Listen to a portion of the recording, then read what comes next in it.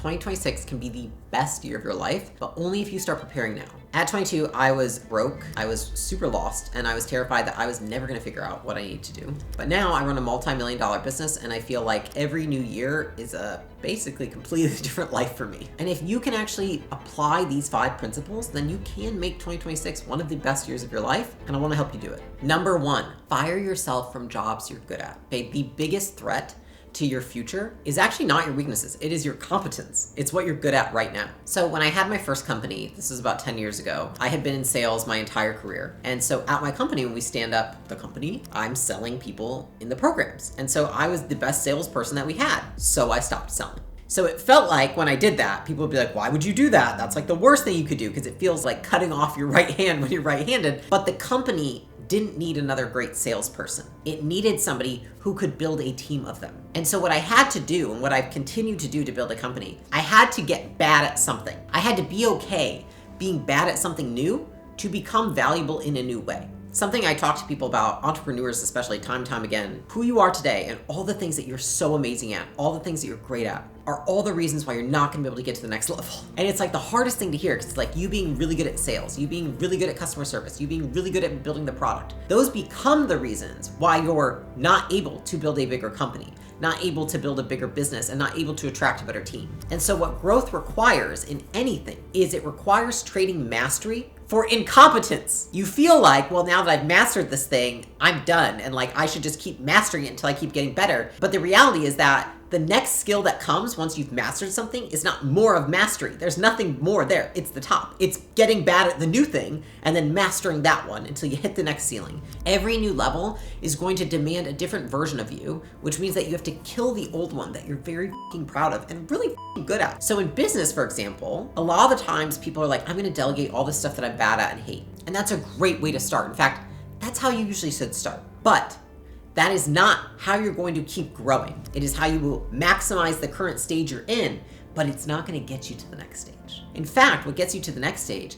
is outsourcing the things that you're really good at. The goal is temporary regression in service of a long-term expansion, not permanent mediocrity, right? Just temporary mediocrity, knowing that it's going to lead to your long-term goal. Oftentimes when you're doing bodybuilding, which is something I used to do, and it's like, I'm really good at dieting. And so, for example, for me, it's like I spent years losing weight. And then what I realized is that the skill of losing weight actually was the opposite skill for when I wanted to learn how to build muscle. When you're losing weight, I got really good at that. I knew how to be hungry. I was okay with being hungry. I knew how to eat less. I knew how to count my calories. I knew how to walk a ton. I knew how to do cardio. I knew how to do all these things. To build muscle, I actually had to be full more. I actually had to eat more food. I had to learn how to pack food with me so I wouldn't skip meals. It's not that they were in contrast with each other and not getting me to my long-term goals. It's that this one had to come before this one for me. This one, I lost weight, and then I said I want to put on muscle. Me learning more and mastering how to lose weight was not going to help me or transfer over to me learning how to build muscle. The same goes for business, for example. It's like, okay, me learning how to run a team of 10 and be like the head salesperson, the head CS person, take all the escalations and work 14 hours a day to run a $10 million business is actually the opposite skill I need of the person that runs a $100 million business. Because at $100 million, I can't do any of these things. I have to learn how to not be a salesperson, not be a CS person, not take any escalations, and not work 14 hours a day. So you see what I'm saying? The things that have made you so valuable for where you're at in your life right now are often the very things that will make you invaluable in the next era of your life. Now, here's what you can do. List what you're absolutely best at, and then delegate it entirely. Take on roles where you will be the worst person at them, and then get comfortable being terrible at something that really matters to your long-term goal. Me learning how to unlearn all these things that got me to one level and learning how to get to the next level, it's a completely different skill. I realized about a year ago, a skill that got me to a $100 million company was that when there was a huge, big problem with the department, I would go in, I would fix it, and I would, tie a little bow on it, and I'd replace somebody in there. And then I said, does Layla running a $1 billion and $10 billion company, does she jump into a department? No. She would say, I'm gonna hire the person to go do it. Even though I could do it, my goal now, and what's more important to my growth, is me focusing on the long-term plan. There are so few things that are short-term in my company that are now more important than me focusing on the long-term plan. So I can't react like that anymore. So then the skill that got me to a very large company of being able to jump in and turn around a very important department is now the very skill that will prevent me from having a bigger company. So I have to trade the skill. I now have to have the skill of the moment that happens, I have to go recruit somebody. So now the skill of recruiting executives and CEOs on a regular, continuous basis is more important than the skill of being able to jump in and fix something. Doing becomes less valuable than thinking. Different skills. Number 2, normalize regressing to progress. If you can't handle looking dumb, do not complain about being average at something. When I went from running my one-person-led solo business with 30 clients to being the CEO of a company that had 100 people in it, my output, the quality of my work, was much lower being the CEO of that company than it was being the solopreneur with 30 clients. I went from being like very decisive, very sharp, doing things very easily, almost like second nature, to being slow, uncertain, confused. And there were times where I was like, I don't know if I'm actually built for this because it felt so hard. And it wasn't until I realized this is what growth looks like. It looks like regression. And so anybody who tells you that they leveled up smoothly and that it was like so easy to, like, they're lying, okay? It is not. The dip is the price you pay for the success you get later, but you have to be okay with the dip. The experience of being in the dip is awful, which is why most people skip through it. Because they start on something, they say, I don't know if I'm made for this. I don't know if I'm built for this. I don't know if I've got the skill. We're all humans made of the same shit.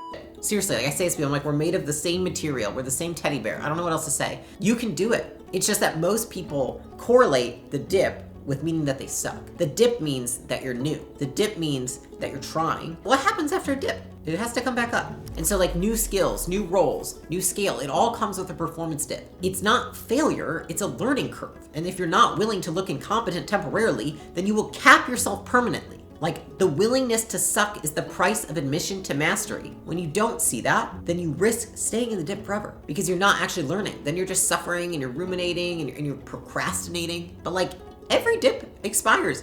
Whether you want to make it through the dip or not, it will end. It's not up to you. And if you're still incompetent after 6 months, then maybe the problem is not the learning curve. Maybe it's like, oh, maybe I need a different strategy. Maybe this doesn't work for my business. Then you can, take something and think about it. Now, how do you apply this to 2026? Expect a 3 to 6 month learning curve with every new challenge. Do not expect to be good at things immediately. Do not expect things to be easy just because they're easy for you right now. Your skills that you have right now are keeping you where you're at right now. So you're good at them. They're also not good enough to get you to the next level. Now, to do this, you need to judge yourself based on your trajectory, not your current state. The best advice I can give you, communicate the dip to your team so they don't panic when you and the rest of them are figuring it out. I normalize this so much with my team. We're gonna suck at this first. It won't work at first. It's probably not gonna be what you think at first. And I feel like what I'm constantly doing is setting the right expectations for people, because when they think reality is here, but it then ends up being here, expectations plummet, and then they feel bad. But when they expect reality to be here and it ends up here, like, oh, that makes sense. That's what we expect. Number 3, measure recovery with the same vigor that you measure progress. I used to think that like being very tired and being fatigued was like really an accomplishment at the end of the day and also the price of ambition. And then I realized tired minds make expensive decisions. For example, I used to track revenue down to the penny, but I would ignore my recovery and other people's recovery entirely. And then I started correlating any bad decisions I made with my state of mind. Every major mistake I had made, like mishire, a blown deal, it always came after like one of a few things. Making a decision during a meeting that was like after 10 hours of meeting. Making a decision after, many days strung together of like high stress, low sleep, and many days strung together of like having zero fun in my life at all. I started correlating essentially like myself and my recovery to one of an athlete. If I'm gonna go really hard, I have to rest really hard. And if I'm not recovered, I can't make big calls. If they're not recovered, they don't go run a race. They say I need to recover before I run another race. I'm not gonna run a marathon every other day. And so something I've realized, like the ROI on recovery, on sleep, on rest, a lot of the times is higher than the ROI on the work ethic if you only know how to go. I remember like the first time that I recognized this was I had a really big hire to make. I was really stressed because I was covering the department that I was trying to hire the executive for. And because of that, I was taking these interviews and I didn't feel like I was fresh during them. Like I felt like I was just like, I was trying to bang them out as fast as possible. Like it was like, I was taking them like, 6-7 exec interviews a day plus normal meetings, which is like a lot to do. I remember finally I was like, oh, this is the guy. Like I think this is the guy, but I'm pretty sure if I were to rewind back, there was like a nagging feeling in the back of my head, like, I don't know if this is the right person, but I was so tired, I was so exhausted that I just hired the guy. Then what happened? Hired the guy. 3 days in, not the guy. I've already rejected all the other candidates. I've already stopped the recruiting process. I've lost my momentum. And I asked myself, I'm like, what correlated to this bad decision? And then I was like, I was really tired.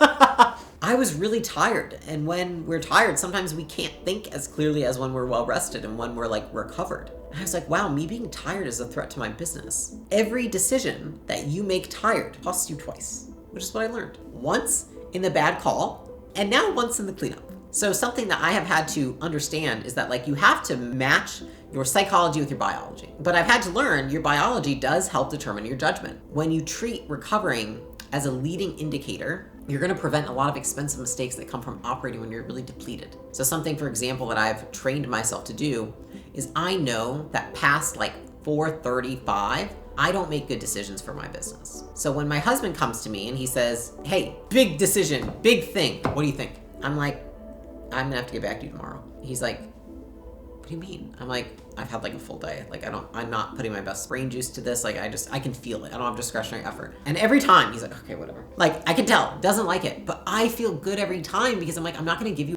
the answer. And then what do? I write it down. I come back to it in the morning. What do? I'm like, boom, decision made. Because I know that my best decision making is actually like first thing in the morning. So I protect that time to make sure that's what I'm doing first thing in the morning. But it's about optimizing your performance. What's the right amount of recovery to support the work that you have to put in to achieve your goals? Something that I used to do is I used to factor in like all the things I have to do to achieve my goals into my calendar, but I put zero recovery into my calendar. What did I change to do this? I put recovery in my calendar just like I plan in the things I'm gonna do to achieve my goals. Just like pro athletes have like when they rest and recover and they have an on season and off season, so should you. So how do you apply this? One, you could like wear a device that tracks your recovery if you feel like doing that shit. Second is you could just schedule decisions based on your energy state, not just your time availability. I'm not gonna schedule important meetings at the very end of the day. I'm probably gonna show up like shit. And then when recovery tanks, I'm going to cut the scope before I overextend myself. You wanna develop the skill of like catching yourself at a 6 out of 10. 6 out of 10 depleted, 6 out of 10 stress. And then pump the brakes and be like, I don't wanna get to a 10 out of 10, because guess what? Way harder to take a 10 out of 10 to a 2 than a 6 to a 2. Number 4, make expensive decisions early to buy back time later. You think that you're saving cash, but you're actually spending time. The most expensive currency that there is time. See, I used to cheap out on hires and investments because like I wanted to be scrappy. I thought that I was saving money and I was like being a responsible founder. But all that it did was cost me years. And so every time I said like, oh, we're not ready for that yet. We're not ready for someone that big yet. We're not ready for that investment yet. I was just delaying getting big. So now what I ask myself, what's the decision I'll make in 12 months? Let me make it today and I will buy myself back that year. Because time is the only asset that you can't get back. And so you need to stop trading it for dollars because you can always make more money, but you cannot make more time in your life. So a great example of this is, about 18 months ago in my business, I was like, I need to hire some executives. So I hired 3 executives, but I actually needed like 8 executives. Now, why didn't I hire 8? I was like, oh my gosh, that's very expensive. Executives are super expensive. It's gonna take so much time. I don't think we need it. And now, looking at how much growth I had with 3, I can't help but think how much time I lost by not hiring the other 5 then, how much growth I lost by consequence. If I had just said I'm gonna hire 8, I think I would have probably grown my business by 40% more last year. So now I'll capitalize on that next year. But now anytime I'm thinking, oh, maybe in a year I should get this, I'm like, but why not now? Why not open up that second HQ now? Why not expand internationally now? There's cost, and then there's opportunity cost. And you have to ask yourself, which one's gonna cost you more? It's gonna cost hard dollars, but say you hire that executive that can double your revenue. Well, then not hiring them costs you your revenue. So you have to think in terms of that rather than in terms of like, oh, I'm putting up too much costs right now to, initiate this growth. Most people optimize for cheap in the short term, but then expensive in the long term because they have lost the opportunity. And they delay those hard calls and very expensive decisions until they become like a crisis. And what I've learned is like every delayed decision compounds in cost, financially, emotionally, strategically. And so like reversing this pattern, you front load the pain and the cost, but you backload all the growth and the freedom. Now, I would say, don't just throw money at problems without understanding what you're buying. Expensive decisions only work if they're the right decisions. But also avoid using this to justify reckless spending because there's a difference between like strategic investment and like waste. Like notice I said like hiring big executives, opening up another headquarters. Like dude, those are things that like plow a business forward. I'm not talking about like buying cool tables and desks for my office. I'm thinking about things that move the needle. You only have so much time and money that you can invest in things. Make sure it's on the things that give you the biggest bang for your buck. So like early in my career when I was starting, I'm not gonna go out and like pay someone to make this like super fancy website. I'm gonna pay somebody to teach me how to make a sale, how to run an ad. I'm gonna invest in my skills to learn because those are gonna compound more than that like fancy looking website. Now, how do you apply this? This might mean that you might need to hire that, senior person before you think you need them. You might need to fire some of you're misaligned with right now, not 6 months from now. Or you might need to invest in like a new office or new infrastructure, a new system before it becomes urgent later on. Number 5, build systems that work when you don't. The season that I made the most amount of money in my business is when my team stopped checking with me before making decisions. Okay, like the best quarter that I ever had, I was the least involved I've ever been. I had finally built something that could run without me. And that is when I knew that we had made it. Not because I was essential, but because I was optional. Most founders optimize to be needed. You want to optimize for zero. This is something I was literally talking about with my husband last night. We were talking about every time someone brings something to me and they're like, how about we do this to grow the company? If it involves me or one of the key people, I'm just like, no, no, no. Why? Optimize to be irrelevant. Optimize for the most scarce resources in the company to be the most irrelevant in the ways that grow the company. So for me, when my team stops checking with me before they make decisions, I know that I have built the right thing. I'm trying to build a company, not a job that involves Layla. So an example, like for a lot of founders, is they're like, hey, I'm thinking of this new product. And you're like, I want to build a business. Well, what am I really good at? Do you want to build something based on your strengths, or do you want to build something based on the strengths of a team that you can assemble? It's a very different kind of thinking. Now, it doesn't mean that you should know nothing about it, but it does mean that it's more important that something be able to grow and scale without you needing to tend to it than it is that you should be tending to something because you're needed to make it work. And a lot of people, it's like they cannot separate themselves from their business, which makes this the difficult part. So every time they want to increase revenue or every time they want to expand, a good one is like, they're like, how can I use more of my time to grow the business? I would like to know how to add 10 million in revenue with 0 of my time next year. Wouldn't you? Like, I can't tell you how many people come to me and they're like, how do I grow my business next year? Here's what I'm thinking I'm gonna do. I'm gonna do this. I'm gonna start here. I'm gonna invest my time in this. And I'm like, yeah, all I heard is that you're a bottleneck.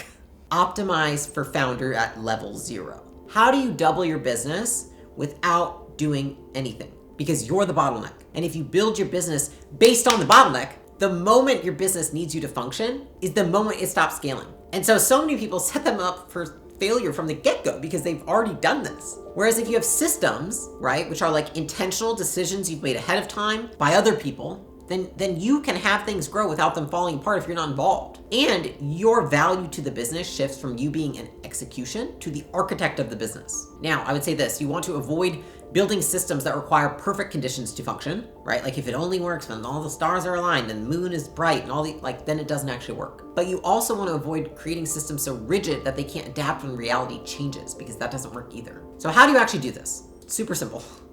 Document decisions so they can be made without you. What are the decisions that you make right now? Who else can make them? And what framework should they follow to think about how to make a good one? Give them 3 steps. Here's the 3 things I ask myself when I make this decision. Start asking yourself those. How do I make those decisions? People are like, nobody can hire people like me. They probably could if you taught them. What questions do you ask yourself when you hire people? Nobody can build a product like me.